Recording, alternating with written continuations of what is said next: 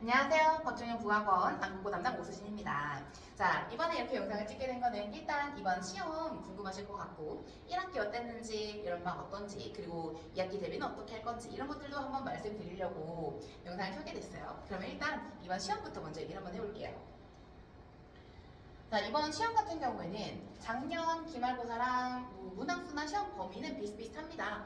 종류가 비슷비슷하다는 얘기입니다. 작품이 겹친다는 얘기는 아니고요. 그리고 난이도는 조금 평균적인 안국고에 비해서는 쉬운 편이긴 했습니다. 근데 시험 범위 안에 고전시가라든지 비문학이라든지 이렇게 들어가니까 조금 어려웠을 수는 있어요. 그리고 등급 컷 같은 경우에 이런 걸 많이 궁금해 하시니까 아마 1등급 컷이 90점대 초중반 정도가 되지 않을까 싶어요. 이 친구 이제 잘 본 친구들이 많아가지고. 그럼 사실 1학기 등급을 결정하게 되는 거는 중간고사, 기말고사, 수행평가 이렇게 되는데 보통 중간고사 결과로 지금이 등급이 나뉘는 것 같기는 해요. 지금 학생들 경향을 봤을 때. 그래도 일단 기말고사 시험이 어땠는지 좀 한번 말씀드려볼게요. 문제 경향도 말씀드리고. 최저 수업 중에 하나는 4번 문제입니다. 이 다와 복의 공통점이라고 되어 있는데요. 다는 가잼이라는 제품입니다. 같은 작가의 다른 지문을 주고 공통점을 찾아라 하는 문제인데요. 이 친구도 잘 맞았긴 한데 여기서 이런 문제 풀 때 어떻게 풀라고 저는 평소에 얘기를 하냐면 일단 가잼에 대해서는 원래 배우고 들어갔기 때문에 1, 2, 4번, 5번 1, 2, 5번 선지에서 맞고 틀린 건 확인할 수가 있거든요.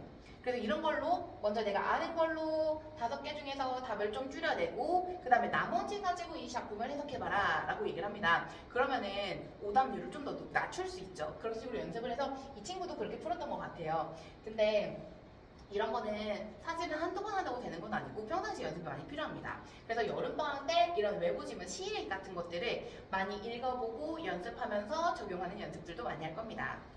그리고 비슷한 걸로 7번 문제가 있습니다. 7번 문제는 여기 이제 가는 무슨 작품이냐면 시집살이 노래라는 작품이에요. 그래서 고전시가인데 그걸 현대시랑 비교해가지고 물어본 문제입니다.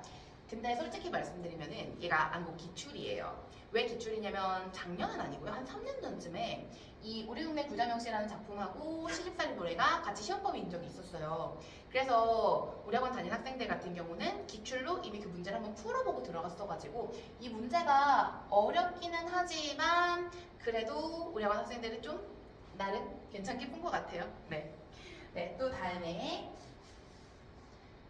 이것도 조금 봐주시면 좋을 것 같아요. 이게 왜 그러냐면 돌다리라는 현대 소설입니다. 내용이 막 엄청 어렵진 않아요. 근데 어렵지 않은데 학생들도 막 저랑 직고 하면서 저 돌다리 안 틀려요. 쌤, 빈칸 테스트 다 안 봐도 돼요. 라고 하는데 이런 것들을 틀리게 되거든요. 자, 보시면 이 친구는 아버지가 아니라 창섭이라고 써놓은 건데 거기 등장인물 중에 이 아버지의 아들인 창섭이 있습니다. 이 문제가 틀린 건 창섭이의 조부고 아버지의 조부면 이제 창섭이한테는 증조부잖아요.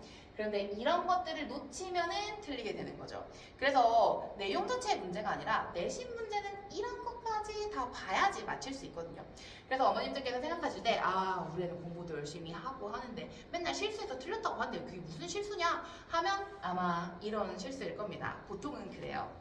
근데 이런 것들도 평상시에 저랑 연습을 많이 하긴 하는데 이런 거 잡기가 좀 쉽진 않네요. 그래도 많이 연습을 하고 있고요.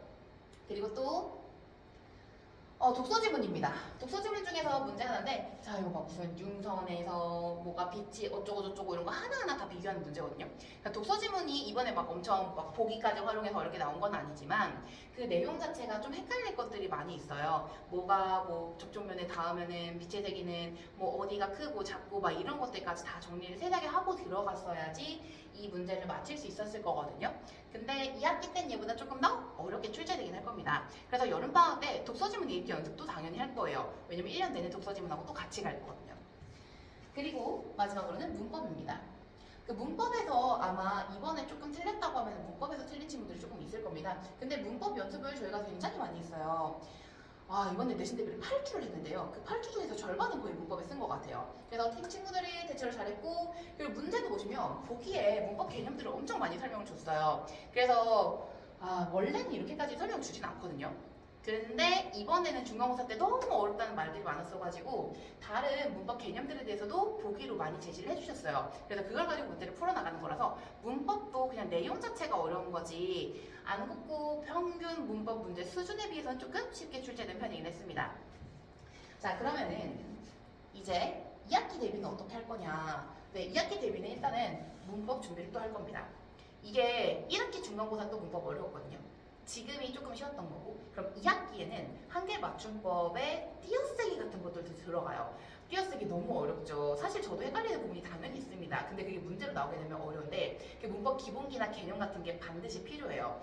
그거랑 또 기말고사, 2학기 기말고사에 또 뭐가 들어가냐면 중세국어가 들어가요. 그 나란 말싸미 둔기계 나라 이런 거 혹시 들어보신 적 있을 겁니다. 그래서 그런 부분들도 현대 문법이 잘 되어 있어야지 중세국어 문법도 잘 할 수 있거든요. 그리고 암기할 게 너무 많아요. 그런 것들을 미리미리 먼저 준비를 해야 될 거고, 그 다음에 수능형 문제요.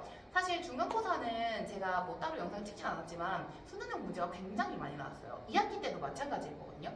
그리고 독서 지문도 당연하고요. 그래서 그런 것들에 대한 대비를 평상시에 차근차근 해서 대비를 해놔야 2학기도 안정적으로 할 수 있을 거라는 생각이 들어요. 그래서 여름방학 때도 수능 공부도 하고, 그 다음에 2학기 내신에 나오는 문학작품들이랑 외부 지문들, 문법 이런 것도 공부도 같이 할 겁니다. 그래서 특강도 저희가 재원생들 대상으로 좀 저렴하게 많이 준비를 해놨어요. 그래서 그런 것들 막 한 4주 정도 추가적으로 더 들으면 2학기 더 도움이 될 수 있을 것 같아가지고 많이 준비를 해놨습니다. 자, 그래서 또 더 세세하게 궁금하신 것들도 있을 것 같은데, 그러면 저한테 문자 같은 거 남겨주시면은 제가 차근차근 한 번씩 연락드리도록 하겠습니다. 그리고 학생들하고는 대체로 저랑 많이 연락을 해서 뭐가 맞았네, 틀렸네, 뭐가 어려웠네 이런 얘기도 간단하게 했고요. 그 다음에 다음 주 수업 때 저랑 어떻게 개별적으로 이제 2학기 때 어떻게 대비를 할 건지 이런 것도 학생들하고도 얘기를 할 거거든요. 그래서 2학기 대비 어떻게 할 건지 더 자세하게 궁금하신 분들은 저한테 연락 주시면은 제가 차근차근 한 분 한 분 연락드리도록 하겠습니다. 네, 그럼 여기까지 하도록 하겠습니다. 감사합니다.